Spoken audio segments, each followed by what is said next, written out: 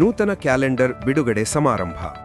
ವಿಜಯಪುರ ಜಿಲ್ಲೆಯ ತಾಳಿಕೋಟಿ ತಾಲೂಕಿನ ಕೊಣ್ಣೂರು ಗ್ರಾಮದ ಸಮಾಜ ಸೇವಕ ಸಿಬಿ ಅಸ್ಕಿ ಅವರ ನೇತೃತ್ವದ ಅಸ್ಕಿ ಫೌಂಡೇಶನ್ ಹೊರತಂದ 2026ರ ನೂತನ ಕ್ಯಾಲೆಂಡರ್ ಅನ್ನು ಗುರುವಾರ ಶ್ರೀ ಖಾಸ್ಕತೇಶ್ವರ ಮಠದ ಬಾಲಶಿವಯೋಗಿ ಶ್ರೀ ಸಿದ್ಧಲಿಂಗದೇವರು ಬಿಡುಗಡೆಗೊಳಿಸಿದರು.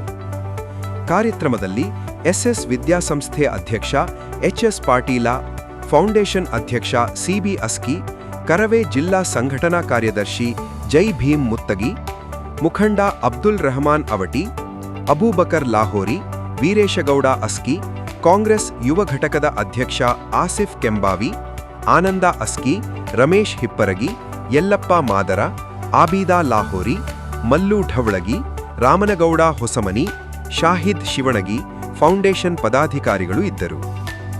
ವರದಿ ರಮೇಶ್ ದಲ್ಲಾಳಿ, ಪ್ರಜಾಧ್ವನಿ, ಕನ್ನಡ ನ್ಯೂಸ್, ತಾಳಿಕೋಟೆ.